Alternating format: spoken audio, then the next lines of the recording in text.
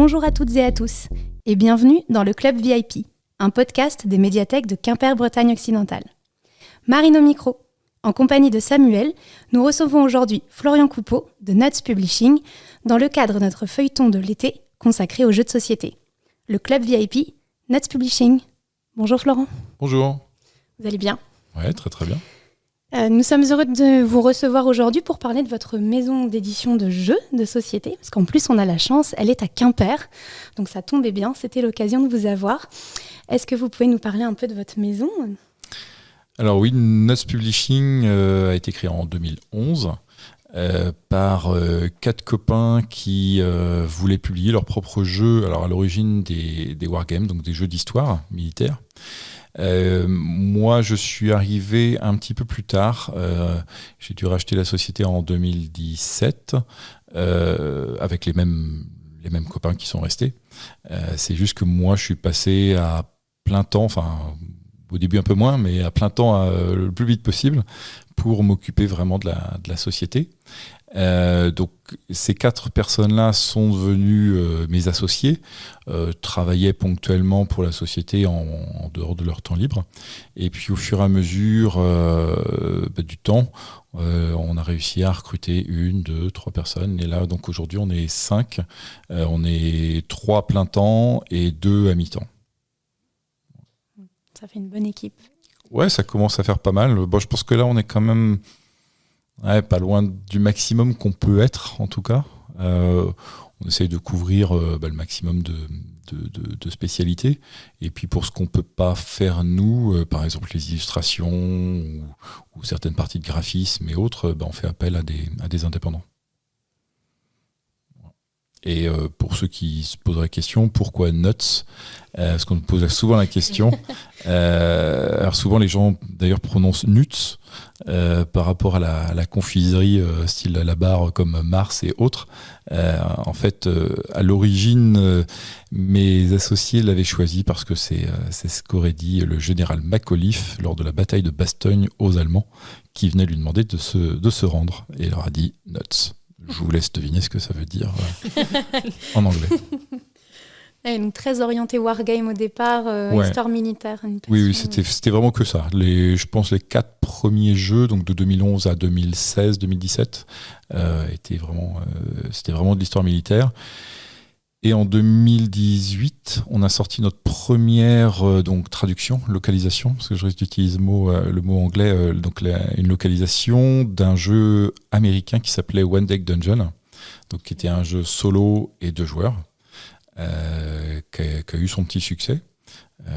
Et voilà, ensuite on a sorti pas mal d'autres petits jeux, souvent Red Seven, l'Expédition perdue. Ensuite, on a fait des plus gros jeux comme La Guerre de l'Anneau, qui est pour le coup un assez gros jeu qui dure quand même une bonne grosse après-midi avec 200 figurines. Et voilà, donc on sort toujours un petit peu de petits jeux familiaux, souvent un par an, et d'autres jeux un petit peu plus gros, moyens, voilà, un peu de tout en vrai. Toujours du wargame aussi ? Toujours du wargame de temps en temps aussi. Là, on vient de sortir un jeu qui s'appelle Saigon 75, donc un peu hybride, c'est-à-dire que ça semble être un gros jeu. Il y a beaucoup de pièces en bois, de dés spéciaux, mais en fait, il dure qu'1 heure. Pas non plus un jeu très très long. Ouais. Voilà. On va sortir un autre jeu qui est en impression qui s'appelle Stalingrad Roads, où là par contre c'est un pur wargame avec plein de petits pivons, des grandes cartes avec des hexagones. Voilà. Donc on est assez éclectique dans l'affaire. Vous êtes éclectique du coup dans vos choix de jeux, mais j'imagine que vous avez des critères particuliers lorsque vous allez chercher un jeu étranger pour le traduire en français. Et dans nos créations aussi. Ouais. Je dirais qu'en fait, on n'a pas vraiment de ligne éditoriale pure. Je dirais qu'il faut que le jeu soit, en tout cas à nos yeux, différent des autres sur 1 ou 2 points. Par exemple, on va sortir un jeu sur le débarquement en Normandie. Il y en a beaucoup qui ont déjà été faits. Là, il est différent parce qu'en fait, on va utiliser des petites barres, des petits bâtonnets de bois pour modéliser le front. Et en fait, on en a un certain nombre. Et même si les combats, on réussit à gagner le combat, si on n'a plus assez de petites frites là comme ça pour positionner autour de son prochain front, c'est qu'on ne peut pas avancer parce que voilà, on n'a plus assez de ravitaillement, on ne peut pas le contrôler, il y a de la confusion et choses comme ça.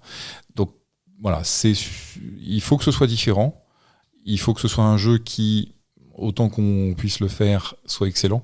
Parce qu'il y a une telle concurrence, notamment en France, qu'on ne peut pas se permettre de faire un jeu moyen, même maintenant bon, ça ne suffit pas. Il faut vraiment que ce soit vraiment un jeu vraiment excellent à tout point de vue. Donc, un jeu auquel vous croyez très fort aussi, du coup, j'imagine, pour pouvoir en parler, le faire jouer. Ouais. Et souvent, d'ailleurs, je pense à ça. Alors plus dans nos jeux familiaux, faut que ce soit des mécaniques différentes. Je n'aime pas trop refaire la même chose. Oui. Voilà. Pour avoir joué à Palm Island, c'est vrai que quand on y joue, c'est des mécaniques ou une manière de jouer qu'on n'a jamais vue encore. Je sais que moi, je l'ai offert à mon frère qui joue, par exemple, dans le métro. C'est quelque chose qui était recommandé en y jouant. Et c'est vrai que c'est remarquable de ce côté-là, l'aspect nouveauté, inédit. Forcément, ça nous intéresse. Parce que oui, Palm Island, c'est un très bon exemple. One Egg Dungeon aussi, parce que c'est un dungeon crawler, une exploration de donjon minimaliste et où le placement des cartes est assez différent d'habitude. Donc voilà, c'est ça qui est intéressant. Parce qu'il y a plein de très bons jeux sur plein de domaines, mais voilà, il faut essayer de trouver dans la mesure du possible quelque chose de nouveau. Un temps soit peu. Voilà. C'est parce que vous êtes tous ludistes à la base. Alors oui. Qu'à ce côté, l'envie de quand même d'avoir des jeux plaisants et de continuer à jouer. Et puis je pense un peu curieux aussi. C'est-à-dire qu'à la base, moi, je suis un pur wargamer et ça m'empêche pas d'essayer de jouer à autre chose aussi, des choses. Même je suis pas un grand fanatique des placements d'ouvriers, mais je suis prêt à en essayer. Si on me dit que celui-là, il est vraiment différent, sympathique. Je vous avoue que c'est arrivé parce qu'on a signé un jeu qui est comme ça. Je peux pas encore dévoiler le nom, mais voilà. Donc pourtant, c'est pas mon truc, mais pourtant si on présente ça et que c'est un très bon jeu, c'est cool. Voilà. Et pour choisir du coup les jeux à traduire, c'est en festival ou avec des contacts que vous réussissez à trouver ces jeux-là? Alors, des créateurs préférés aussi, peut-être étrangers que vous aimez beaucoup Ouais, c'est un peu de tout. Alors au début, c'était souvent des copains qui nous parlaient de jeux pour lesquels il n'y avait pas de version française et pourtant qui étaient très bons. Alors on s'est dit, oui, d'accord, donc on va essayer. On contacte les gens, ils nous disent oui, ils nous disent non.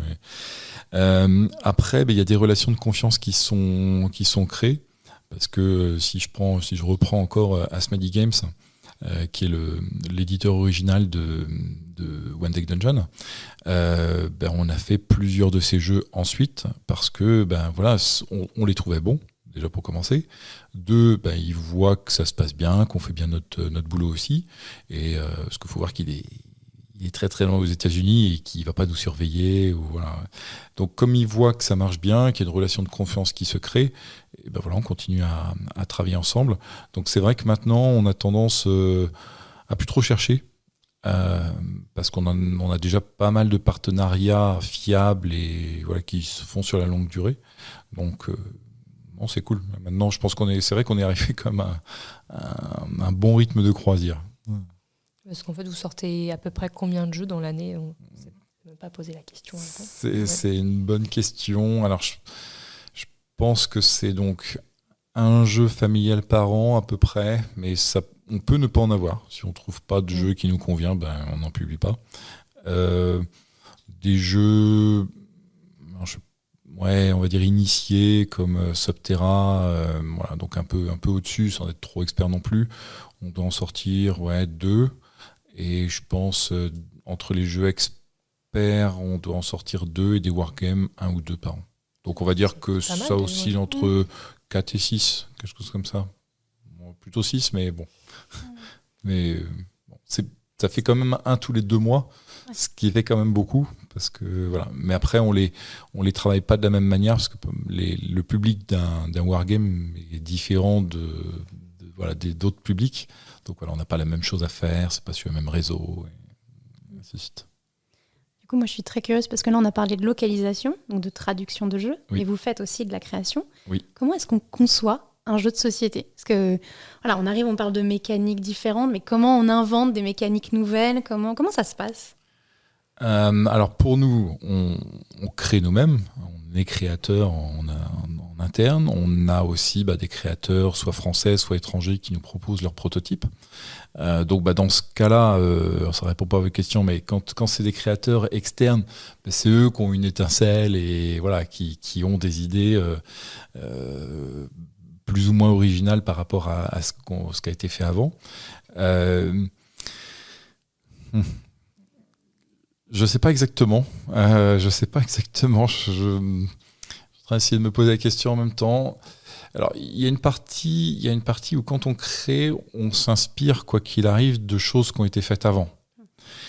Et souvent, enfin en tout cas pour ce qui me concerne, je peux partir d'une base déjà existante. Et en fait, des fois, en la mélangeant à mes propres idées ou en la mélangeant à d'autres idées aussi déjà créées, on arrive à quelque chose de nouveau. Voilà. Ça peut être la même chose en musique. J'allais dire c'est la même chose en cinéma, en littérature. Les influences. Aussi. Après avoir une idée complètement novatrice, on va pas se leurrer. Moi, j'en suis pas capable, je pense pas. mais voilà, ça peut arriver aussi. C'est forcément rare. Mais je pense que le fait de le tester avec d'autres personnes aussi. C'est-à-dire qu'en fait, on va avoir nos idées à nous, on va les mélanger, on va arriver à un premier résultat. Et en fait, souvent, comme un brainstorming, c'est qu'en fait, on va le faire jouer, soit à nos collègues, soit à d'autres personnes extérieures, dans un festival et autres. On va voir les gens réagir à ça. Et tout d'un coup, ça va aussi pouvoir faire jaillir d'autres idées ou d'autres pistes d'amélioration du jeu. Et souvent, c'est assez impressionnant de voir les idées premières et la fin, le résultat final, ou presque final, en se disant ah oui, dis donc, c'est quand même pas ça que j'avais écrit à l'origine. Mais voilà, c'est ça qui est chouette, toujours. Moi, j'ai une autre question sur souvent, c'est des conflits un peu comme en jeu vidéo. Mon collègue Alexis et moi, on s'affronte sur le thème narration-gameplay. Moi, je suis du côté narration, lui du côté gameplay. Il y a un peu des querelles un peu comme ça en jeu de société sur thématique et mécanique. Parce que parfois, on joue un jeu, il est très beau, la thématique est super, ça nous plaît, c'est notre univers. Et puis en fait, le jeu, ça aurait pu être complètement autre chose en thématique, ça ne changeait strictement rien. Alors qu'il y a des jeux qui sont quand même, la thématique et les mécaniques de jeu sont quand même très fortement liées. C'est quoi votre point de vue là-dessus? Moi, il est clair. Enfin, c'est assez simple parce que je viens du wargame. Et dans le wargame, clairement, on a l'idée du thème. Et ensuite, on crée les mécaniques pour que ça colle à ce thème-là. Donc en fait, alors ça aboutit des fois à des règles très compliquées. Moi, j'essaye d'avoir des règles assez simples, pour du wargame en tout cas. C'est clairement, on a du thème et on essaye de créer la mécanique qui va faire qu'on s'imagine que il fait très très froid lors de la retraite de Russie, de Napoléon, ou je sais pas quoi d'autre, mais dans nos jeux de plateau, c'est exactement pareil. C'est-à-dire que, mis à part des jeux abstraits, Gutenberg, c'est un jeu de lettres, Red Seven, c'est un jeu avec des chiffres et des couleurs, on essaye quand même que, en plus des localisations, alors tout ça c'est compliqué parce qu'il faut réussir à faire matcher tout ce petit monde-là, mais un jeu comme l'Expédition perdue, on a quand même l'impression, de par les illustrations notamment, à être vraiment dans la jungle et que ce soit dur et que faire coopérer tous ensemble. Voilà. Ça reste un jeu de plateau, de cartes en l'occurrence, mais oui, pour moi, clairement, je serais incapable de faire un jeu avec des carottes et des lapins qui serait changeable quasiment tout de suite en un autre thème. Je veux bien faire des carottes et des lapins, mais il faut que ça ressemble à ça. C'est obligatoire. Les deux sont imbriqués en fait. Ah oui, complètement. Ils fonctionnent ensemble. Complètement. Et alors, c'est ça qui est chouette, c'est que ça peut être par plein de moyens. C'est-à-dire, ça peut être par des règles, mais pas forcément. Ça peut être, là, l'Expédition perdue, c'était notamment par les illustrations et les choix d'icônes. Mais des fois, ça va être les règles qui vont notamment dans les jeux asymétriques, où les deux joueurs vont pas jouer de la même manière. et donc vont avoir des règles, un corps de règles similaires, mais des petites règles liées à leur spécificité qui vont être différentes. Et c'est ça qui est intéressant. En plus de ça, ils vont pouvoir jouer les deux camps de manière différente. Et voilà, s'ils n'ont pas aimé un camp, ils peuvent toujours essayer l'autre. Peut-être que ça sera mieux. J'allais dire, sur la conception d'un jeu, de l'idée jusqu'à le retrouver en boutique, le processus, il doit prendre du temps, j'imagine. Oui, beaucoup. Est-ce que vous pouvez nous parler un petit peu de tout ce cheminement-là et du temps que ça peut prendre à peu près Alors, globalement, forcément, ça dépend de la complexité du jeu, le nombre de composants et tout, mais si je parle d'un jeu... je pense qu'un jeu, pour bien le faire, il faut au moins 2 ans. Certains jeux, quand c'est encore un peu plus compliqué que ça va être 3. Alors, c'est aussi lié au fait qu'on ne fait pas qu'un seul jeu à un moment donné. C'est-à-dire qu'on a plein de projets en même temps, hein, parce que je suppose que on peut réduire ça si on fait qu'un jeu et qu'on est focalisé sur ce jeu-là. On peut aussi le sortir plus tôt. Mais pour nous, en tout cas, je pense que 2 ans, entre le moment où on a les premières idées et le moment où on va vraiment sortir en boutique, même si c'est nos idées à nous, je pense que c'est plutôt 3 ans. Je pense un truc comme ça. Donc toutes les étapes. On va avoir les idées, il va falloir les tester, les écrire, les retester. Puis bon, quand on a une mouture qui nous plaît, ou quand il y a un jeu extérieur qui nous plaît, il y a donc toute la phase de développement. Faire que le jeu soit fluide, soit intéressant, et des idées intéressantes aussi. Donc on le fait tester plein de fois, principalement en interne, hein, mais pas forcément que. Une fois qu'on est content du résultat du développement, à ce moment-là, il y a plusieurs pistes. En général, on va essayer de mettre une première couche d'illustration, histoire qu'il soit un minimum joli, pour attirer, entre guillemets, de nouveaux testeurs. Donc on va souvent le passer dans un mode digital pour pouvoir le tester avec beaucoup d'autres personnes ailleurs que dans notre cercle interne. Une fois qu'on a tout ça, d'ailleurs je dois oublier des étapes de temps en temps, vous m'excuserez, mais une fois que tous ces tests-là se sont bien passés, donc on est quand même rendu à un stade où le jeu est quand même quasiment prêt d'un point de vue système de jeu. Il tourne bien, il est fluide, il nous plaît en termes de mécanique, et ainsi de suite. À ce moment-là, on va essayer de réfléchir au mode de financement. Parce que y a plein de modes de financement. Soit on le finance en interne et donc on va le sortir en boutique directement, soit on va faire un système de précommande sur notre site, soit on va passer par un système de financement participatif. Donc voilà, les trois sont possibles. Alors, je vais aller relativement vite, mais parce que c'est un peu différent selon les modes de financement, mais en gros, si on passe directement en boutique, on va finir les illustrations, on va ensuite faire 1 ou 2 prototypes, retester pour voir si ergonomiquement tout fonctionne bien. On va aussi le montrer à notre distributeur pour voir ce qu'il en pense, s'il n'a pas des améliorations qu'il aimerait apporter. Et puis ensuite, une fois que tout le monde est d'accord sur le produit final, on va commencer ce qu'on appelle la pré-production. Donc on va voir avec le fabricant quel matériel on va utiliser, est-ce que tous nos fichiers sont corrects. Voilà. Donc une nouvelle fois on est d'accord avec le fabricant, à ce moment-là, on va lancer la production. Voilà. Une fois que la production est finie, il faut la ramener en France, parce qu'on ne produit pas en France, on produit en Europe, on produit en Chine, on ne produit pas en France. Une fois qu'on l'a reçu, à ce moment-là, on va soit l'envoyer directement à notre distributeur qui le met dans les boutiques, soit quand c'est des précommandes ou des campagnes participatives, on va l'envoyer nous-mêmes à travers, chez les gens qui l'ont précommandé. Et du coup, vous disiez tout à l'heure que vous concevez les jeux, mais vous ne faites pas les illustrations. Pas d'illustrateurs Non. dans votre équipe. Comment vous choisissez vos illustrateurs ? Est-ce que vous avez déjà une idée de l'ambiance, du type de dessin que vous voulez pour les jeux ? Parce que j'imagine que ça participe à votre imaginaire. Vous avez un petit lot d'illustrateurs avec qui vous travaillez régulièrement ou c'est vraiment variable ? Comment ça se passe ? Ouais, c'est très variable. C'est-à-dire qu'en fait, comme on a pas mal de catégories de jeux différents, forcément, on ne fera pas la même chose pour un jeu familial qu'un wargame, qu'autre chose. Donc, soit on a déjà une idée assez précise. Et à ce moment-là, alors je ne peux pas le faire sur beaucoup de jeux, mais sur quelques jeux, à plusieurs en interne, on s'invente directeur artistique et voilà, on le fait nous-mêmes sur 1 ou 2 jeux, pas plus. Et souvent, on embauche des directeurs artistiques qu'on connaît bien pour justement faire cette interface-là entre nous, l'illustrateur, mais aussi le graphiste et d'autres personnes. Et donc à ce moment-là, on brief le directeur artistique, on a pas mal d'allers-retours, et à ce moment-là, voilà, c'est lui qui fera ce job-là.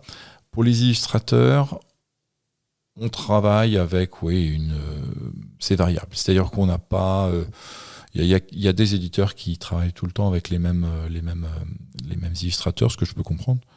Nous, c'est vrai que c'est assez rare. On a, je crois pour la première fois, on a travaillé 2 fois avec Maud Chalmel, qui a illustré, je crois que ça doit être Attrape-Rêve, Vol de nuit et quelques autres jeux comme ça.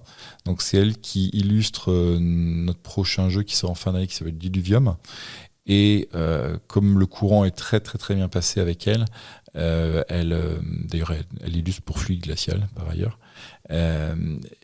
on lui a demandé de faire l'illustration d'un de nos wargames, donc quelque chose de très différent auquel elle n'est pas habituée. Et je pense qu'elle aime les challenges parce qu'elle a accepté. Donc elle a fini toutes les illustrations et c'est magnifique. Et en fait, je voulais ça justement pour casser un peu les codes du wargame. Il n'y a pas de raison que le wargame soit plus moche qu'un autre jeu. Donc voilà, on l'a embauché pour ça. Parce qu'en fait, les illustrations, c'est quand même la première chose qu'on voit d'une boîte de jeu. Et alors, si on est parfois dubitatif devant certaines couvertures de romans, mais à la limite, on passe outre la couverture et puis c'est le contenu, on l'a pas sous les yeux tout le temps, quoi. Ouais. Alors que l'illustration d'un jeu, si le jeu, ça peut être très difficile de jouer et ça peut même casser parfois l'atmosphère d'un jeu si on n'accroche pas avec l'illustration, si ça colle pas tout à fait au thème. Donc vous devez être super exigeant. Oui, complètement. Mais notamment parce qu'en France, il y a beaucoup de boutiques physiques. Donc, c'est extrêmement important. C'est moins vrai dans d'autres pays. Et c'est aux États-Unis ou en Angleterre où il y a moins de boutiques physiques. Voilà, c'est moins important, même si ça reste quand même important. Parce que voilà, même si vous allez acheter votre chaussure sur Amazon, c'est quand même la couverture que vous allez voir. Mais voilà, ça l'est moins que tout le buzz qu'il y aura autour. En France, oui. La couverture a forcément une place très très importante.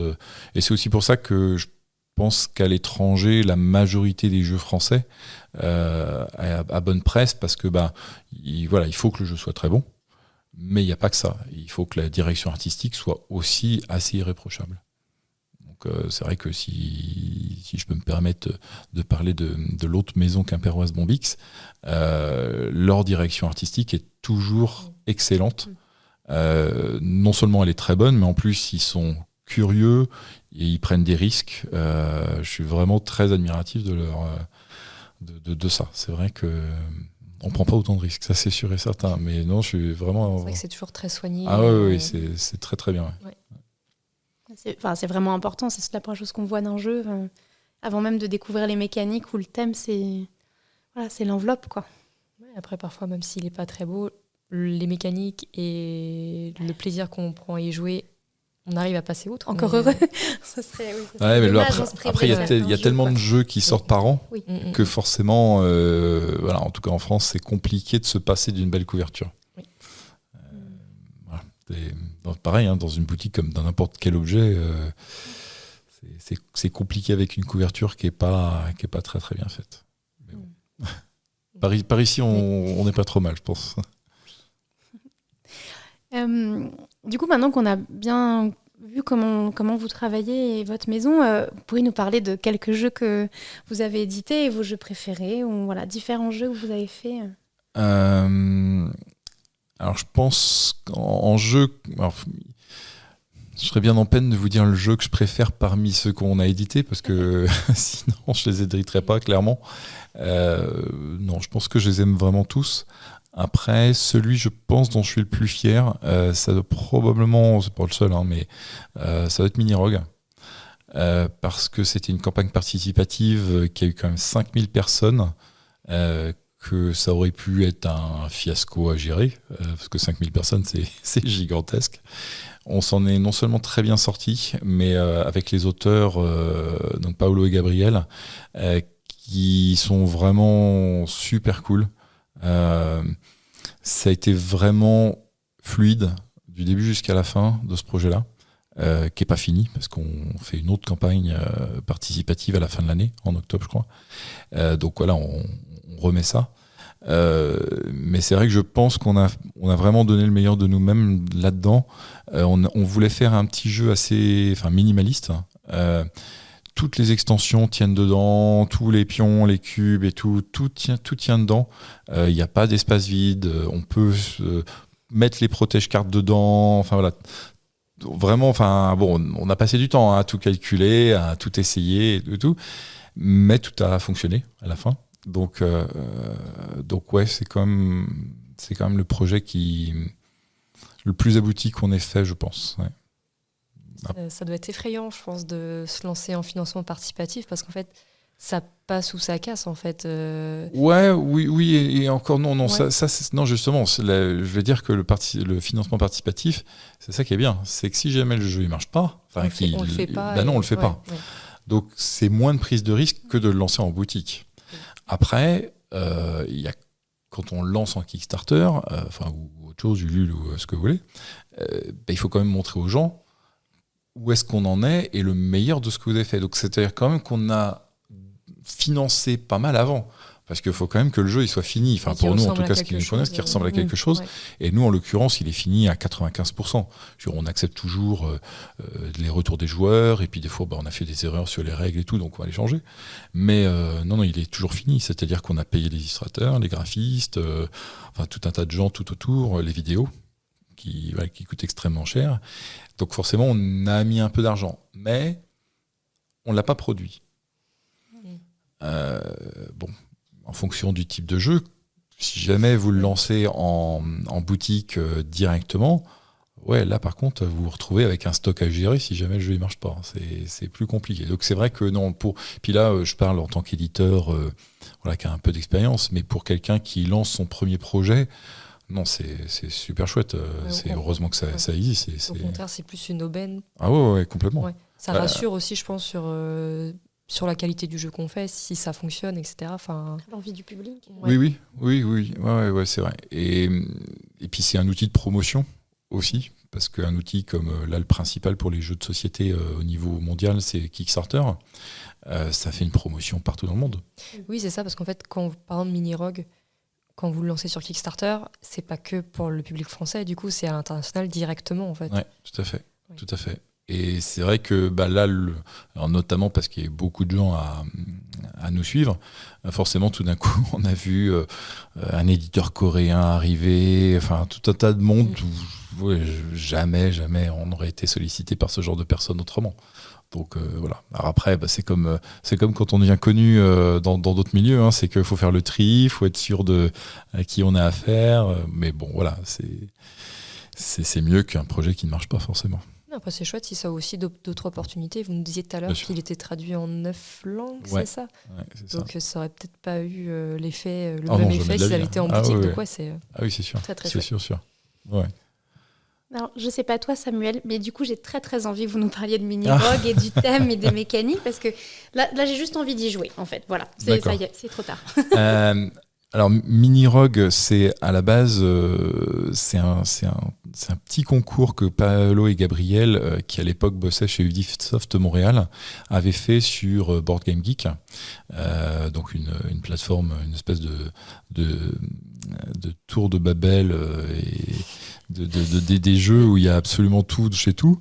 Et ils lancent des concours de temps en temps. Et ils ont gagné le concours 9 cartes. Donc faire un petit jeu en 9 cartes. Et je ne sais plus à quel moment exactement on est arrivé là-dedans. Pas tout de suite après, un certain temps après. Et on leur a dit, tiens, votre jeu 9 cartes, il nous plaît bien.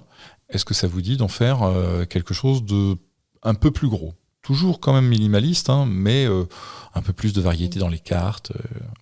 Et bon, ils ont été enchantés. On a commencé à... Ouais, ça a bien dû nous prendre une bonne année et demie, quelque chose comme ça, pour réussir à créer tout le contenu. Mais à la fin, Mini Rogue, c'est un jeu qui joue principalement en solo, aussi à deux. C'est aussi une exploration de donjons. Là où c'est minimaliste, c'est qu'en fait, vous mettez 9 cartes devant vous, enfin 8 cartes de salle que vous mélangez au hasard, et en fait un paquet à la fin qui est le monstre de fin. Il faut le voir un peu comme un jeu vidéo. C'est-à-dire que vous avez un niveau, et de temps en temps, sur les niveaux principaux, vous allez avoir un gardien, un boss de fin de niveau. Voilà.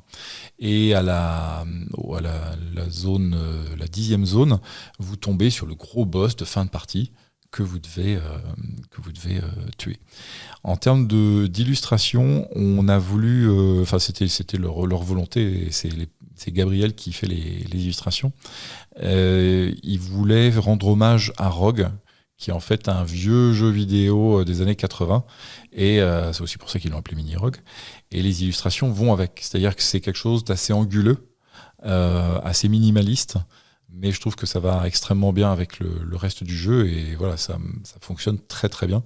Là, on est en train de finir plusieurs autres extensions, mais une grosse boîte d'extension, une petite boîte d'extension pour fin octobre, et qui vont rajouter un 3e personnage et un 4e joueur, mais qui va jouer l'Overlord contre les autres.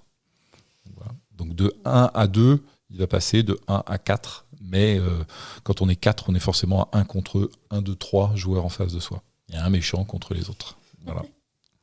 Donc ça a beau être minimaliste, on a plein d'idées, tellement qu'on a fait encore une grosse boîte et une petite boîte pour essayer de tout caser. Puis on a de la chance, comme le jeu plaît, on a plein de fans qui nous envoient plein d'idées. Donc il y a des fois, il faut un peu les calmer, mais c'est cool. c'est chouette de voir que voilà, cet engouement autour de ce petit jeu-là. Et les fans nous ont demandé de réimprimer le jeu 9 cartes. Et en fait, comme il est disponible sur Board Game Geek, on s'est dit que ça n'avait pas forcément un gros intérêt. Donc en fait, on a édité le jeu 9 cartes, mais avec les règles remodernisées de la boîte qui est sortie en boutique. Voilà. Donc rien que ce petit jeu-là, on a réussi à en faire un jeu un petit peu plus gros, sans être non plus toujours resté dans un esprit minimaliste le plus possible. Tout un univers, du coup. Pour finir ce podcast, moi j'ai envie de recommander un jeu de Nuts Publishing que j'aime beaucoup, qui m'a beaucoup plu. Alors c'est pas une création, mais c'est Subterra. Je me suis beaucoup amusée. Alors j'ai perdu, lamentablement perdu. Ça arrive souvent. Oui, j'aime bien ce genre-là. Donc c'est un jeu coopératif où vous êtes des explorateurs, des spéléologues et vous explorez une grotte. Et le but c'est de sortir de la grotte. Donc on tire des tuiles et on ouvre le chemin. Mais évidemment il y a des inondations, des chemins rétrécis, des chutes, il manque des cordes. Et il y a des horreurs qui se baladent puisque nous sommes dans une grotte très sympathique, ma foi. Donc, quelle idée d'aller là-dedans. Mais donc voilà, c'est un jeu un jeu coopératif, donc on peut jouer facilement seul, en fait, si on prend plusieurs personnages. Ça joue très bien à 2 et jusqu'à 5-6 joueurs. 6 joueurs. Voilà, donc bon, j'ai lamentablement perdu. Il y a mon pion qui s'est retrouvé tout seul au milieu de la grotte, donc je l'ai baptisé Jean-Michel. Je suis tout seul et il fait noir. Donc voilà, il est dur, enfin. Ouais. Et du coup, il y a du challenge, en fait, c'est ça qui est chouette, c'est que parfois on se dit bon, ok, soit j'ai perdu, j'ai pas envie d'y rejouer parce qu'en fait je vois que la difficulté est intenable, ou c'est trop facile, c'est bon, je passe à autre chose. Là, il y a du défi, il y a du challenge, et du coup, on a envie d'y retourner et de retenter une partie. Ouais, il y a 3 niveaux de difficulté, normal, avancé, expert. Donc aussi, voilà, c'est un jeu, je trouve qu'il y a une grande rejouabilité. Là, pour le coup, on parlait du thématique illustration et mécanique. C'est parfait puisque vous explorez une grotte et vous tirez des tuiles au fur et à mesure. Donc voilà. Et étant donné que ce sont des tuiles qui changent à chaque fois, c'est pareil, la rejouabilité, elle est grande parce que vous n'avez jamais le même chemin. prenez pas toujours les mêmes explorateurs. Donc là aussi, il y a pas mal de combos à faire. Puis aussi, il y a plein de personnages différents. Oui, c'est ça. Donc, c'est exactement ça. Tous des capacités propres. Donc, c'est ça. Après, on a nos petits chouchous, ceux avec lesquels on aime bien jouer. Non, j'aime moins, je m'en sors moins. Des personnages peut être pas mal dès le départ. Des techniques alors on va rester groupés. Hein, voilà, cela c'est bien. Voilà. Donc moi, c'est ma petite recommandation. Essayez Subterra. C'est vraiment très chouette. Et je pense que pour des enfants qui jouent très bien déjà, qui jouent avec des parents, c'est tout à fait faisable. Et puis les adultes, c'est hyper fun. Donc voilà. Oui, moi, j'en ai quelques-uns que j'aime bien aussi. Notamment Palm Island, dont je parlais tout à l'heure, qui peut se jouer tout seul ou à deux. Et du coup, c'est un jeu qui se tient... En gros, on doit construire son village. Et en fait, le jeu tient dans sa main. Donc, c'est le concept qui est innovateur, dont on parlait tout à l'heure.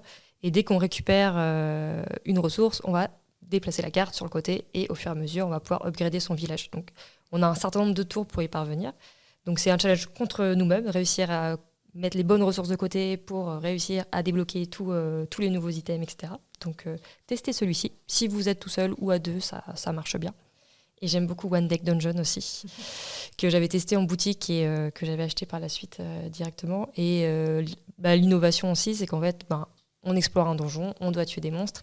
Et pour ce faire, on a différentes personnages, parce que ce sont que des femmes en fait. Ce sont que des femmes, ouais. Et nos armes, entre guillemets, nos ressources, ce sont des dés. Et donc on va pouvoir jeter les dés et réussir à battre les monstres grâce à nos différents dés. Donc testez aussi, c'est très chouette. Voilà. Et merci à vous, Florent, d'être venu nous voir. Merci à vous aussi. Et voilà. Et donc, vous savez, maintenant, vous n'avez plus qu'à découvrir les jeux de Nuts Publishing. On en a quelques-uns à la bibliothèque. Oui, on en a quelques-uns. Voilà. Et puis sinon, il y a plein de boutiques excellentes qui sauront vous recommander plein de jeux.